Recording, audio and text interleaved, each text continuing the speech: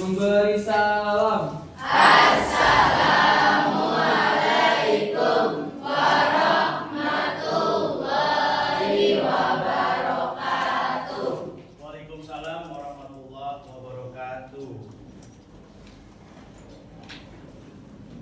Baik anak-anak, gimana kabarnya hari ini? Alhamdulillah baik. Tetap semangat? Hari ini siapa yang tidak hadir? Anak apa? Sakit. Sudah ya. Semoga untuk kedepannya bisa masuk kembali dan tolong untuk kalian ya jaga kesehatan. Baik, kita melanjutkan minggu kemarin pelajaran ya untuk materi selanjutnya. Sebelum Bapak menyampaikan materi, Bapak ada sedikit untuk penyemangat di pagi hari ini pembelajaran kita ya. Bapak ada sedikit tentang ice breaking. Sebelum ice breaking, Bapak mau mengabsensi dulu satu persatu bagaimana keadaan anak Bapak ya dari menjelang bangun tidur sampai sekarang sudah tiba di sekolah ya. Adam, Aditya, Ajam, Ahmad Roqib, Aisyah, Aldi, Amelia, Anggun, Anila, Vivi, Wafiro. Sudah. Dari jumlah 36 yang tidak hadir dalam keadaan sakit 2 orang, yaitu Revaldi dan Hana, dan satu lagi izin yaitu Rahmat Rafli. Gitu. Baik ya, sebelum Bapak melanjutkan ke materi ya, Bapak ingin lebih semangat lagi dalam pembelajaran ini. Bapak ada sedikit tentang ice breaking. Oke, ice breakingnya tentang menyebutkan warna. Ya nanti kalian itu harus bisa menyebutkan warna ya. Contoh misalkan tulisannya kuning tapi dibacanya hitam ya. Baik. Sekarang Bapak akan membuat dari level termudah dulu ya. Yang pertama silakan. Apa ini? Yes. Dari level mudah. Sekarang level sedangnya.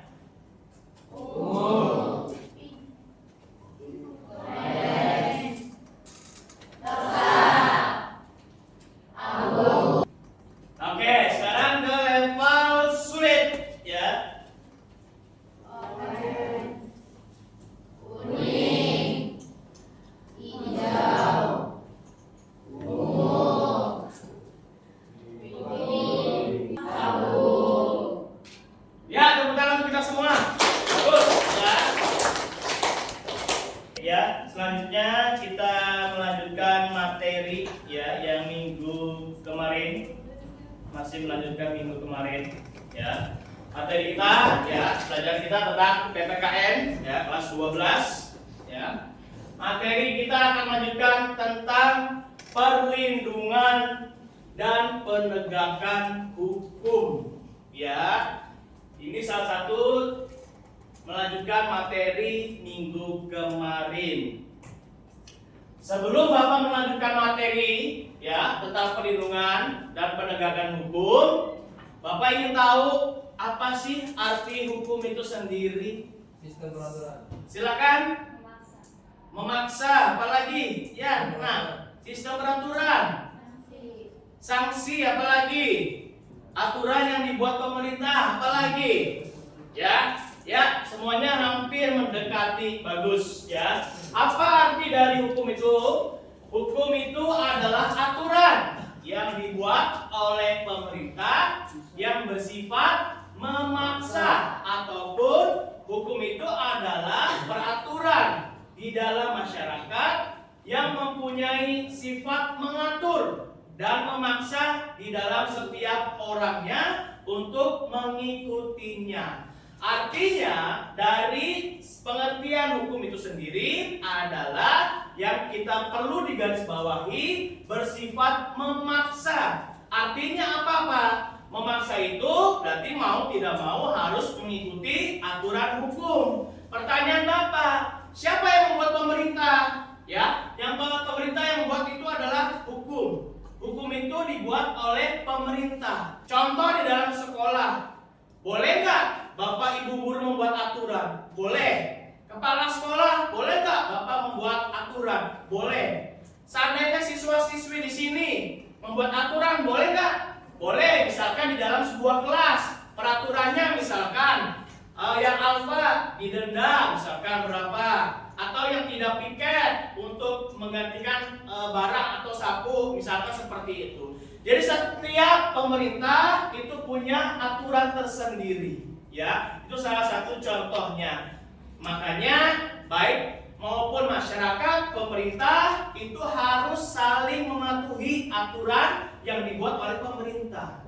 Contoh di sini, apakah ada pemerintah yang melanggar aturan? Walaupun pemerintah itu sendiri membuat aturan, ada nggak pemerintah yang melanggar aturan? Ada. Apa salah satu contohnya? Korupsi. Kalau di dalam masyarakat, ada nggak yang melanggar aturan hukum?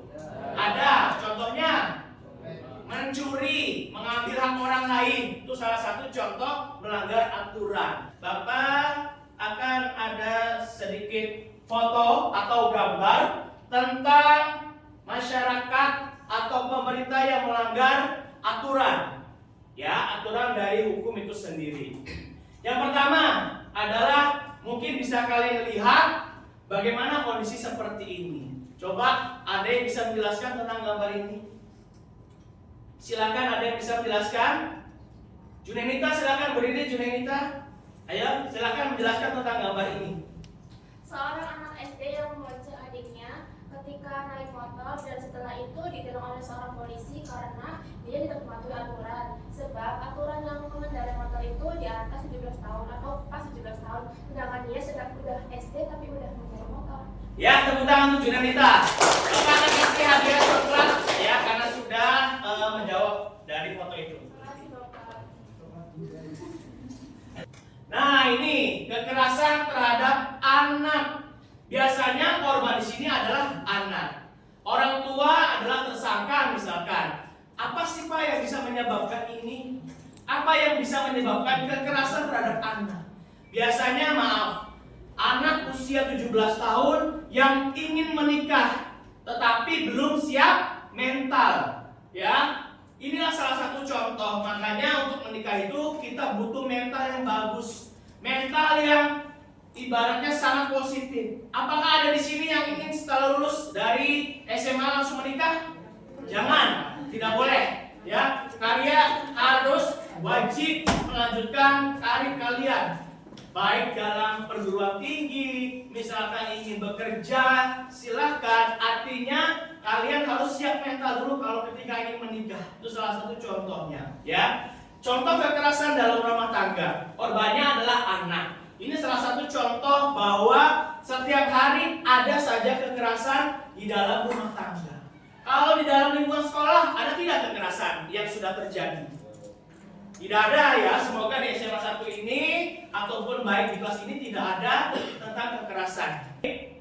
Sebelum Bapak melanjutkan ini, Bapak ada sedikit cuplikan ya dampak kekerasan terhadap anak. Ini mungkin kalian bisa lihat ya. Kalian disimak dulu baik-baik.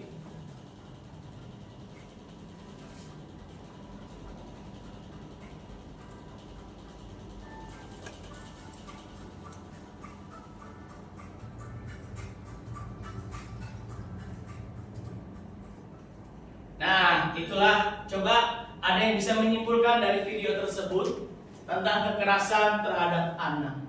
Silakan, Junenita. Silakan kesimpulannya dari video yang tadi tayang tentang kekerasan terhadap anak. Silakan berdiri, Junenita.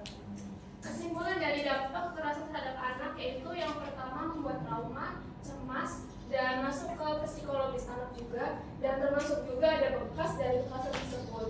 Jadi untuk para ibu dan calon-calon ibu kita semua, kita harus menghindari kekerasan dari anak karena dampaknya itu sangat besar di kemudian hari. Ya, bagus, tepuk tangan untuk Junita.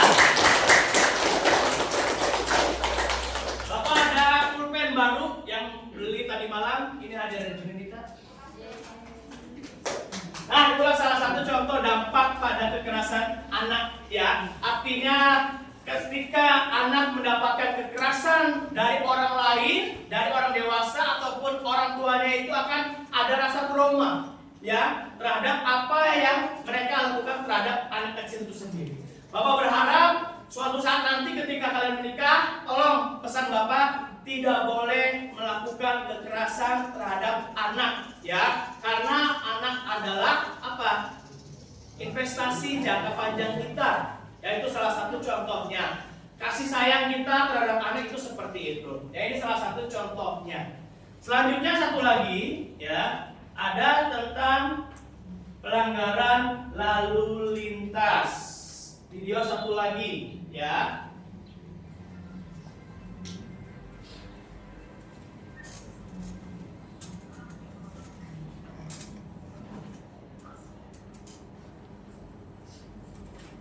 Ya, inilah salah satu contoh bentuk pelanggaran hukum ya. Salah satu contohnya adalah lalu lintas.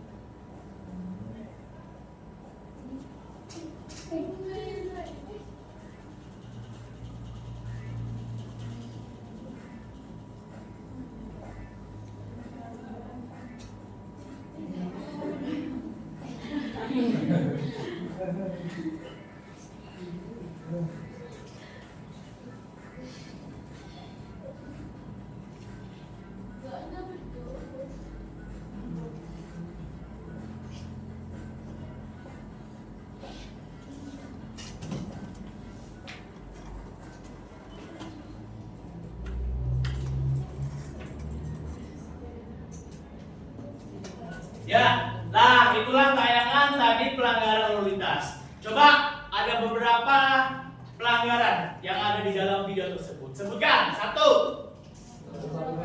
Menerobos lampu merah. 2. Tidak memakai helm. 3. Berboncengan lebih dari 2 orang. 4. Melewati trotoar. Dan itulah masih banyak di sekitar kita yang melanggar. Apalagi mohon maaf ya, sampai saat ini banyak sekali pengendara motor yang notabene itu banyak melewati trotoar. Apakah itu sudah melanggar hak pejalan kaki? Benar. Karena yang namanya trotoar itu haknya untuk pejalan kaki, bukan untuk pengendara motor. Apalagi ada yang maaf notabene tunanetra ataupun tidak bisa melihat, itu ada jalur khusus untuk tunanetra. Tapi pada kenyataannya banyak masyarakat yang kurang kesadaran terhadap apa yang mereka lakukan, dan itu akan membahayakan bagi keduanya, baik dari pribadi maupun orang lain. Itu salah satu contohnya ya. Makanya kita sebagai warga negara yang baik, contoh tolong aturi atau taati aturan yang dibuat oleh pemerintah. Lanjut kita ke materi ya. Yang pertama ada hakikat perlindungan hukum. Yang pertama ada perlindungan hukum yang dilakukan dalam rangka mencegah terjadinya pelanggaran hukum. Salah satunya adalah pelanggaran lalu lintas. Ya, itu salah satu contohnya.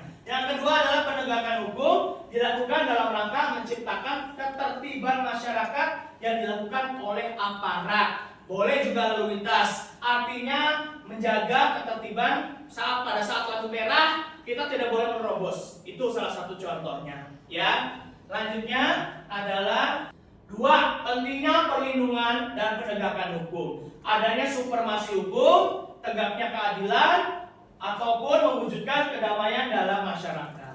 Kita lihat tegaknya supremasi hukum. Apakah di hukum kita itu sudah benar? Ya, pemerintah apakah sudah tepat sasaran? Salah satu contohnya, misalkan korupsi yang miliaran atau triliunan, tapi dihukum hanya 1 tahun atau 2 tahun. Menurut kalian bagaimana? Ya, itu sangat tidak adil. Karena yang pertama sudah merugikan negara, ya, artinya juga dia sudah melakukan atau mengambil uang negara, tapi hukumannya tidak setimpal. Yang kedua, tegaknya keadilan. Coba sebutkan sila Pancasila yang berkaitan dengan keadilan. Sila keberapa? 5. Apa bunyinya?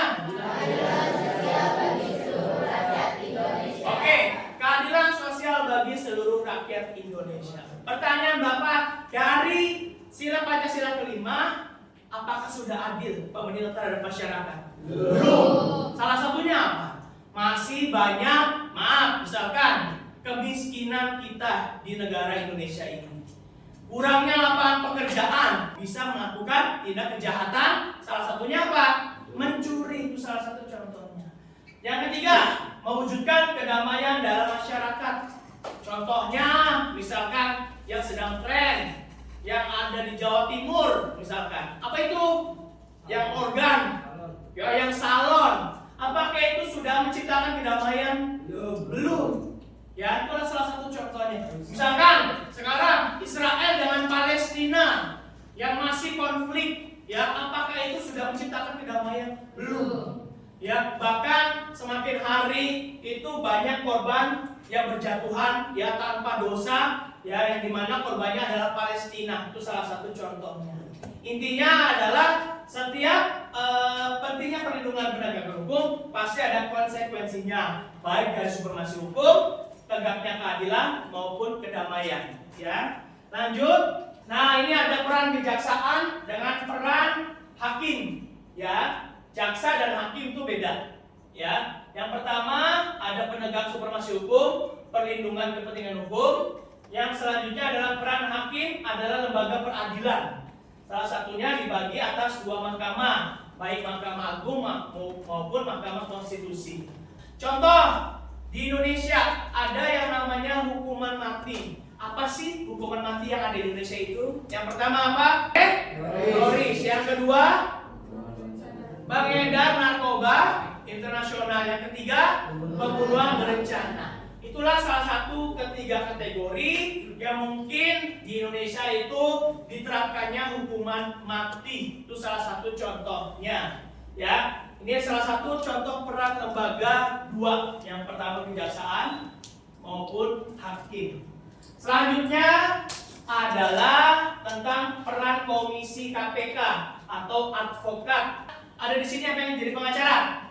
Ada, Faisal. Berarti harus ngambil hukum. Itu salah satu contohnya, ya. Baik, selanjutnya adalah peran Komisi Pemberantasan Korupsi atau KPK.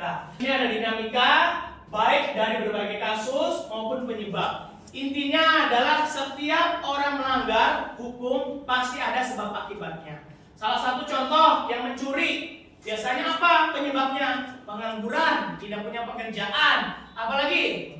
Ekonomi. Yang ketiga, lapangan pekerjaan yang semakin sempit. Itulah salah satu contoh penyebab orang atau masyarakat bisa melakukan pencurian. Ini salah satu penyebabnya, baik dari kasus pelanggaran hukum. Tuh, ya. Nah, terakhir, ini salah satu contoh pelanggaran hukum yang ada di keluarga, masyarakat, sekolah maupun bangsa dan negara. Ya, di dalam keluarga menonton acara televisi tidak sesuai usia anak-anak. Contohnya seperti apa? Ya, benar. Anak yang di bawah usia 17 tahun itu tidak boleh melihat pertelevisian atau acara orang dewasa. Yang kedua, di lingkungan sekolah tidak mengikuti upacara setiap hari Senin, ya. Selanjutnya ada pembulian.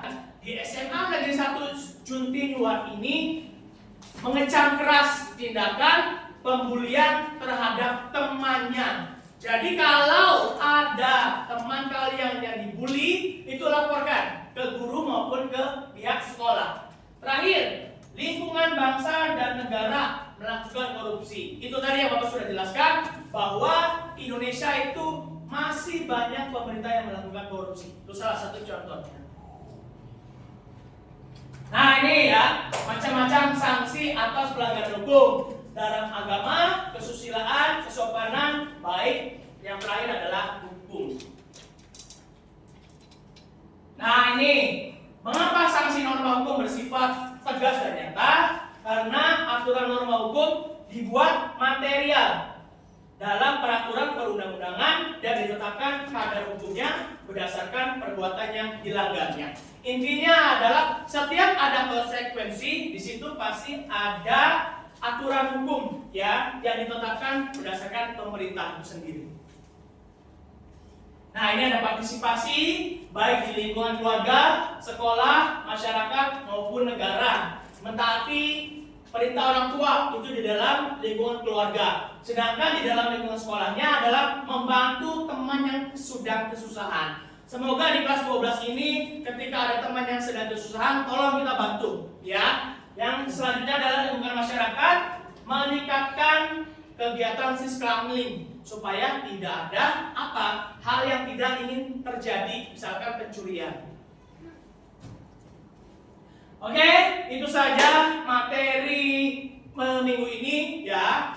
Dan materi tentang penegak dan pelindungan hukum. Selanjutnya Bapak akan memberikan tugas kelompok ya. Pertama, di sini Bapak akan memberikan tugas kelompok yang sudah Bapak bagikan minggu kemarin ya. Di sini ada kasus tentang Supriyani, guru yang sedang viral yang mendapatkan istilahnya ancaman dari sebuah orang tua, yaitu salah satu contohnya.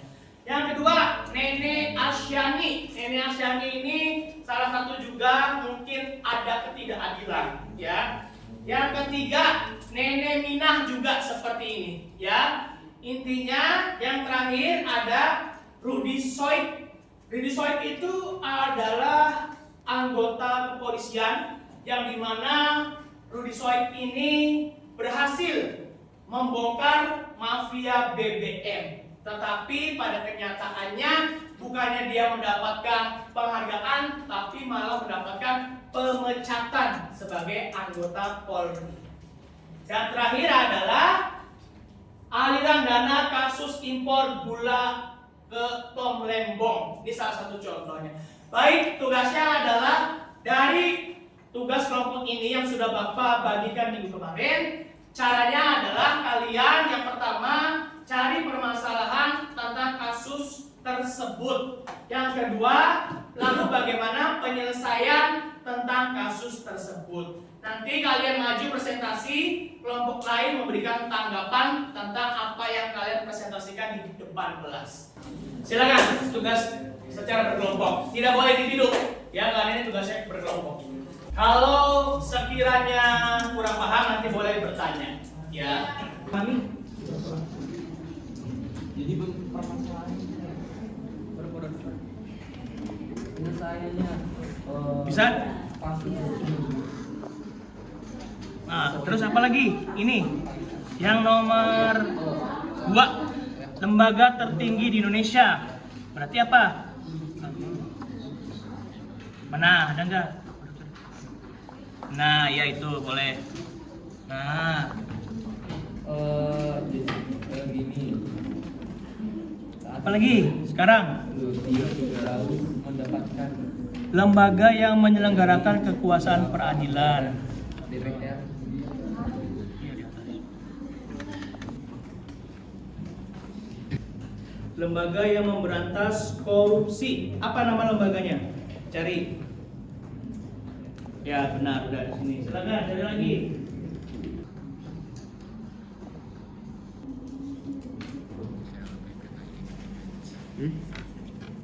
Ya benar, ada. Ya ada. Benar, Pak. Dicoret ya, dicoret pakai stabilo. Iya, makasih Pak. Baik ya, Bapak kira sudah cukup untuk pengerjaan tugas kelompoknya. Bapak ingin melanjutkan presentasi yang minggu kemarin. Ya teman-teman, ini salah satu contoh nanti yang akan melanjutkan. Ya, ini kelompok yang melanjutkan yang belum minggu kemarin untuk presentasi. Kelompok 4 yaitu tentang guru Suryani, yang dimana guru tersebut ya melakukan, diduga oleh orang tua peserta didik melakukan tindak kekerasan, tetapi pada kenyataannya tidak sama sekali melakukan dan dituntut sebesar orang tuanya sebesar 50 juta. Ya, silakan.